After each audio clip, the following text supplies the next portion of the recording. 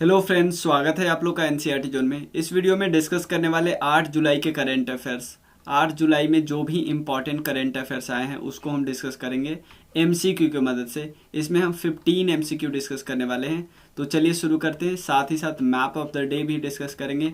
आज मैप हम डिस्कस करेंगे यूनाइटेड किंगडम का, कि क्यों हमें प्रॉब्लम होता है समझने में यूनाइटेड किंगडम कहाँ पे है, आयरलैंड कहाँ पे, स्कॉटलैंड कहाँ पे, इन सब में थोड़ा सा डिफरेंस समझेंगे कौन कहाँ पे आता है। उसके अलावा हम डिस्कस करेंगे यूके का मैप ही क्यों डिस्कस करें, क्योंकि आपको पता होगा बोरिस जॉनसन पद से इस्तीफा दे चुके हैं। उन्हीं के पार्टी के दूसरे मेंबर अब प्रधानमंत्री बनेंगे और दो लोगों का बहुत ज़्यादा चांस है। एक है इंडियन ओरिजिन के हो और एक है और है वुमेन। उनके बारे में हम डिस्कस करेंगे जिनका चांस बहुत ज़्यादा है बनने का। और ये ऐसा नहीं कि कोई दूसरी पार्टी का बना रहे, इनके पास जो बोरिस जॉनसन जिस पार्टी के है ना, उस पार्टी की अभी भी मेजॉरिटी है उनके लोकसभा में। जैसे हमारा लोकसभा है, उनका लोकसभा में ऑलरेडी उनकी मेजॉरिटी है। ठीक है, तो बस लीडर चेंज हो रहे हैं। बोरिस जॉनसन जो था ना, काफ़ी इनफेमस हो गया था बहुत कारणों के कारण। इसके कारण वो इस्तीफा दे रहे हैं। तो चलिए शुरू करते हैं। ये हमारे कुछ कोर्सेस है, इसको आप अवेल कर सकते हो। इस नंबर पे मैसेज करके आप एक बार देख लेना क्या क्या कोर्सेस है। क्लियर। ये कोर्स अभी स्टार्ट हो रहा है, बस घटना चक्र वाला चल रहा है। ये पूरा कंप्लीट कोर्स है, ये ऑलमोस्ट कंप्लीट कोर्स है। बीपीएससी वाला कोर्स ऑलमोस्ट कंप्लीट है, सारा कंप्लीट है। लेकिन क्योंकि उसमें एनसीईआरटी भी शुरुआत में हमने जब बीपीएससी वाला कोर्स लॉन्च किया था तब हमने वादा नहीं किया था। लेकिन अब क्योंकि कुछ सब्जेक्ट हम यहाँ से ऐड कर रहे हैं बीपीएससी में, जैसे खासकर साइंस और हिस्ट्री, ठीक है, और भी पीसीएस है, सब में एनसीईआरटी भी ऐड किया जाएगा। जो भी बीपीएससी का कोर्स है या किसी भी पीसीएस का जो कोर्स है उसमें ऐड किया जाएगा। इस नंबर पे आप टेक्स्ट कर सकते हो। पहला क्वेश्चन है, किस कंट्री के प्राइम मिनिस्टर ने अभी स्टेप डाउन किया है अपने पोस्ट से, एज ए प्राइम मिनिस्टर के पोस्ट से। ठीक है, इनकी अभी भी पार्टी, जैसे दो पार्टी फेमस पार्टी है, कंजर्वेटिव पार्टी और लेबर पार्टी। तो कंजर्वेटिव पार्टी के ही दूसरे लीडर अब प्राइम मिनिस्टर बनेंगे। ये है यूके के प्राइम मिनिस्टर बोरिस जॉनसन। तो यूके का थोड़ा मैप देखते हैं हम। जब यूनाइटेड किंगडम बोलते तो इसमें ये सब कुछ आता है। तो इसमें कौन कौन एरिया आता है अगर यूनाइटेड किंगडम बात करते हैं। यूनाइटेड किंगडम के राइट साइड में जो है उसको बोलते हैं नॉर्थ सी। ठीक है, उसके अलावा सादर्न वाले साइड को बोलते हैं इंग्लिश चैनल और वेस्टर्न साइड में अटलांटिक ओशन है। तो ये मेन आपने डिस्कस कर लिया। उसके अलावा जब हम यूनाइटेड किंगडम बोलते हैं तो उसमें क्या क्या आता है, स्कॉटलैंड भी आता है ये वाला। उसके अलावा इंग्लैंड तो आता ही आता है, उसके बाद वेल्स आता है और उसके अलावा नदर्न आइलैंड आता है। सदर्न आइलैंड नहीं आता है, ठीक है ना, नदर्न आइलैंड आता है। तो सब कुछ समझ गए। ये है इंग्लिश चैनल, ये है आयरिश सी आयरलैंड के राइट साइड में, ये है सेल्टिक सी। उसके बाद अटलांटिक ओशन, ये है नॉर्थ सी, हमने देख ही लिया। उसके बाद है ये थोड़ा सा मैप आप थोड़ा सा आंख में दोहरा लीजिएगा क्या क्या है। ये है कैपिटल लंदन, यहाँ पे है। क्लियर। ये लीड्स मैच होता है, आपको पता है। चलिए, तो ये कुछ और मैप है। यहाँ पे स्पेन है, ये पुर्तगाल है, ये France, Belgium, Germany, Netherlands, Denmark, Norway, Sweden. ठीक है, ये सब मैप है। ये आइसलैंड। ये है इंडियन ओरिजिन के। इनके बनने के काफ़ी ज़्यादा चांसेस है, लेकिन इनसे भी ज़्यादा चांसेस इन वुमेन के। ये हाईली कंजर्वेटिव है। ठीक है, राइट विंग के लीडर है दोनों, राइट विंग। क्योंकि जो आपको पता है ना, conservative party right wing party है। ठीक है ना, क्योंकि राइट विंग पार्टी का ही डिमांड था कि हम अलग हो जाए, ठीक है ना, यूरोपियन यूनियन से। ब्रेग्जिट वाला जो सारा है वो राइट विंग के लीडर का ही तरह करा दे रहा है। चलिए नेक्स्ट क्वेश्चन हम डिस्कस करते हैं। साइंटिस्ट ने डिस्कवर किया है कि large ozone hole over which region, कि ओजोन होल मिला है। देखो ओजोन होल कहाँ पे है, सबसे पहले ओजोन लेयर कहाँ पे है। ये है हमारा अर्थ के सबसे एटमॉस्फेयर का सबसे, ये है अर्थ के ऊपर है एटमॉस्फेयर का सबसे लोएस्ट लेयर को बोलते हैं ट्रोपोस्फेयर। ट्रोपोस्फेयर के बाद वाले लेयर को बोलते हैं स्ट्रेटोस्फेयर। स्ट्रेटोस्फेयर में आपको मिल जाएगा क्या, ओजोन लेयर आपको मिलेगा स्ट्रेटोस्फेयर में ही, ओजोन लेयर ऐसे, ठीक है। ओजोन लेयर में क्या है, O3 है। तो अब क्या होता है कि जब रेफ्रिजरेटर वगैरह में बहुत सारा क्लोरोफ्लोरोकार्बन यूज किया जाता है और भी बहुत हेलोन्स यूज किया जाता है, जिसमें क्लोरीन फ्लोरीन ये सब ब्रोमीन ये सब मिल जाए ना, तो उसके जलाने उसके यूज करने से क्या होता है, ओजोन लेयर क्या होता है, डिफ्लेक्ट होता है। तो ओजोन बहुत, जैसे मान लो ओजोन का लेयर है जिसको हम डिनोट करते हैं ओजोन लेयर को डॉब्सन यूनिट में, डॉब्सन यूनिट में। अब कहीं पे ओजोन लेयर ऐसे पिघल गया तो डिस्ट्रॉय हो गया, तो आपको नहीं लगेगा ये ओजोन होल हो गया, ओजोन में होल हो गया, छेद हो गया। तो ये सबसे लार्ज होल अभी डिस्कवर किया गया, ये कहाँ पे किया है, ट्रॉपिक्स में किया गया। ट्रॉपिक्स कहाँ पे है, ट्रॉपिक ऑफ कैंसर और ट्रॉपिक ऑफ कैप्रिकॉर्न के बीच जो जगह है ना, उसको हम बोलते हैं ट्रॉपिक्स। इवन हमने सबसे पहले देखा था कि अंटार्कटिका में बहुत ज़्यादा होल मिला था, उससे भी लार्ज होल यहाँ पे मिला है, ठीक है। अंटार्कटिका में क्लोरोफ्लोरोकार्बन और ओजोन लेयर से क्या रिलेटेड एक प्रोटोकॉल है जिसका नाम है मॉन्ट्रियल प्रोटोकॉल। ये क्या करता है, 1989 में आया था।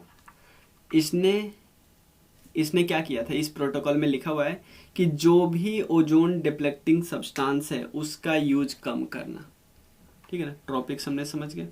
चलिए नेक्स्ट क्वेश्चन है, ये है ट्रॉपिक्स, ये ट्रॉपिक ऑफ कैंसर यहाँ के आसपास से गुजरता है, ठीक है ना, और ट्रॉपिक ऑफ कैप्रिकॉर्न यहाँ आसपास गुजरता है। इन दोनों के बीच के एरिया में आपको मिलेगा, ठीक है।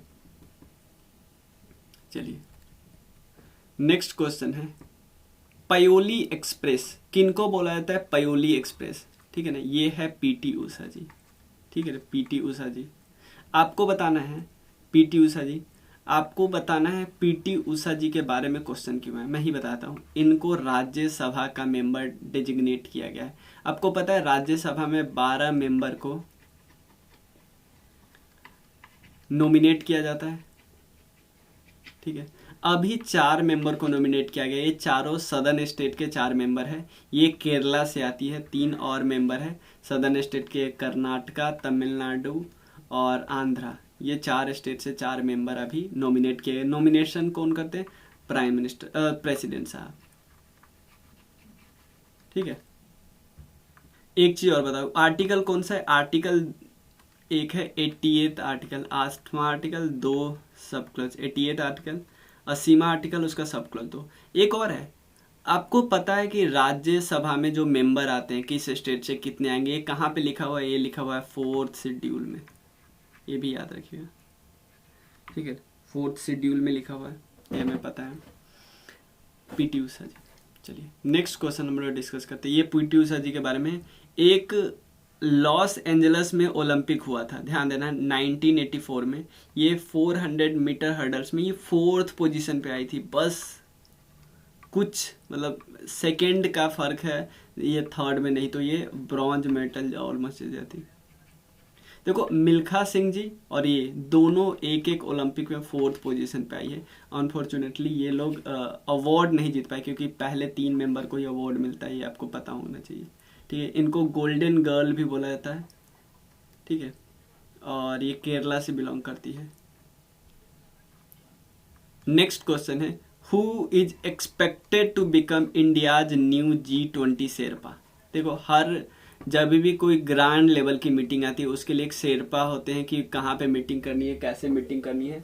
तो जो 2023 में इंडिया में होने वाला है मीटिंग, जिसके लिए बहुत अभी आपको पता है कि हमने पहले बोला था कि जम्मू एंड कश्मीर में एक मीटिंग रखेंगे। मेन मीटिंग तो न्यू दिल्ली में होना है, लेकिन उसके अलावा कई सारी बहुत सारी मीटिंग होती है। जैसे अभी आपको पता है 2022 वाली मीटिंग चल रही इंडोनेशिया में। इंडोनेशिया में अभी करेंटली 1-2 दिन पहले फाइनेंस मिनिस्टर की मीटिंग चल रही थी, तो हो सकता है वो इंडोनेशिया के कैपिटल में ना हो, किसी और जगह हो। इसी तरह G20 जब मीटिंग होती है ना, उसके तहत पूरे साल कोई ना कोई मीटिंग होती रहती है कभी ना कभी, ठीक है ना। तो इस समय जो मीटिंग हो रही है वो हो रही है इंडोनेशिया में, अगले साल इंडिया में होगी। तो उसके शेरपा चुने गए हैं कि सब कुछ डिसाइड करना है, ये कर रहे हैं शेरपा। किनको चुना गया, अमिताभ कांत जी को। पहले शेरपा कौन थे, जो एक पीयूष गोयल साहब थे ना, यूनियन कॉमर्स मिनिस्टर, वो थे, ठीक है। और एक और चीज याद रखिए, अमिताभ कांत पहले फॉर्मर CEO रह चुके हैं, किसके, नीति आयोग के, नीति आयोग। G20 में मेंबर देख लेते। पिछले साल यूपीएससी में 2021 में पूछा हुआ था, 4 मेंबर दे दिया था, आप ये देख लेते। पहले G7 वाला तो हमको याद ही है। G7 में कौन है? यूके, यूएस, फ्रांस, ठीक है ना, UK, US, France, Germany, Italy, Japan, 3 और एक है कनाडा। पहले रसिया भी था, अब G8 का मेंबर है रसिया, ठीक है। मतलब G8 जब हो गया था रसिया था, लेकिन देखो G7 से ही G8 हुआ था, लेकिन रसिया ने जिस समय क्रीमिया पे कब्जा कर लिया था ना, तो G8 से इसको निकाल दिया गया था रसिया को। लेकिन रसिया अभी भी G20 का मेंबर है, ये ध्यान रखिएगा। G20 में और कौन कौन मेंबर है? South Africa, south Korea, Turkey, Saudi Arabia, समझ लो ब्रिक्स का सारे मेंबर है। चाइना, साउथ अफ्रीका, और कौन कौन है ब्रिक्स में? ब्राज़ील,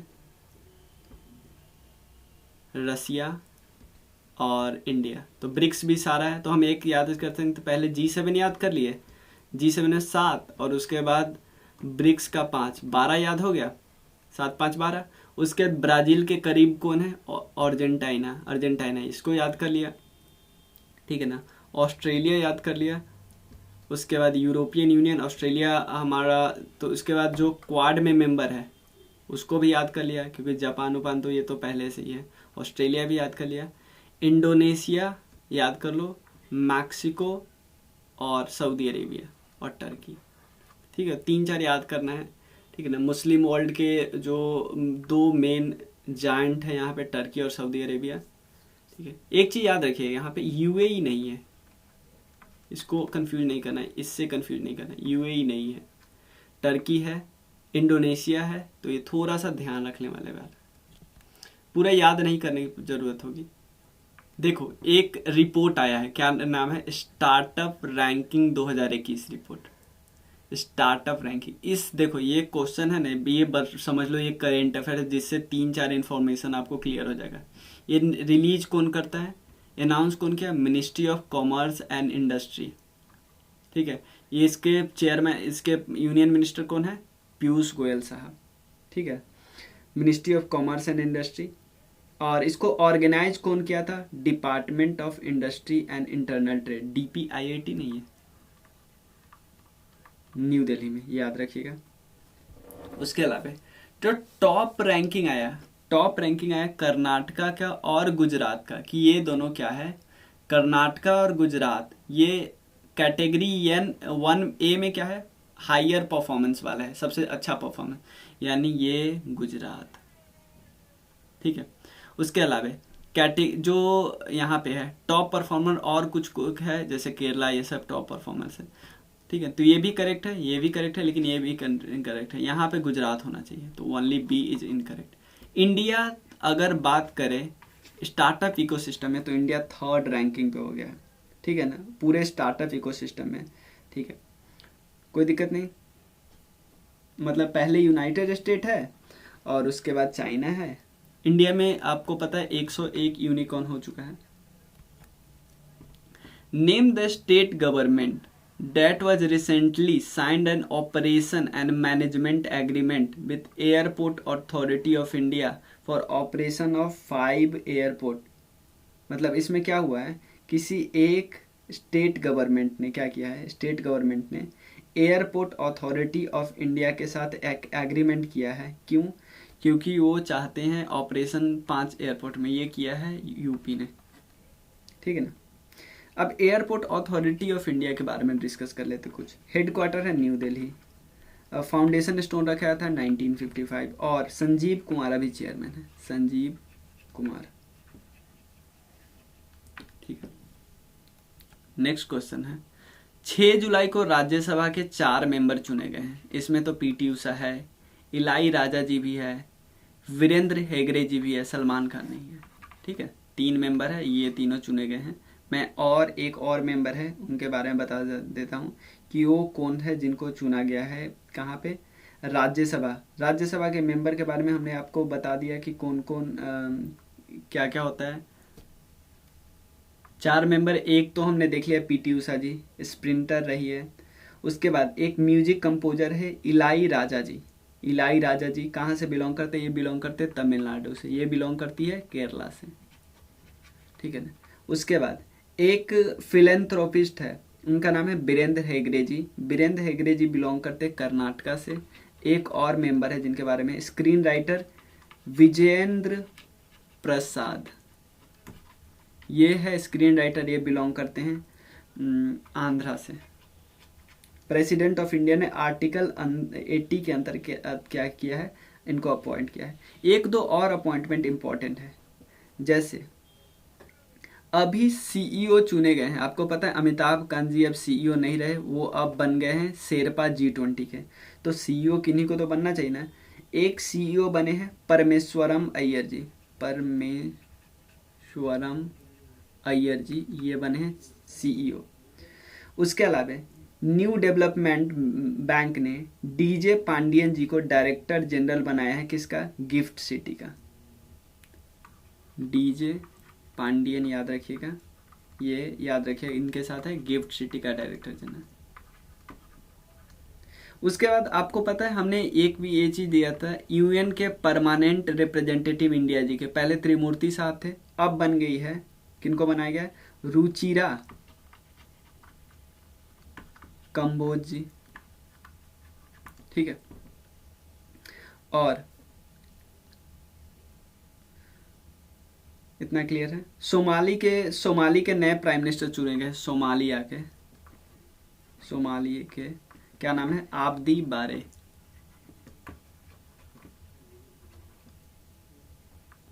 देखिए किस इंडियन ओरिजिन सीईओ को लिस्ट किया गया फोर्ब्स की लिस्ट में अमेरिका के रिचेस्ट सेल्फ मेड वुमेन?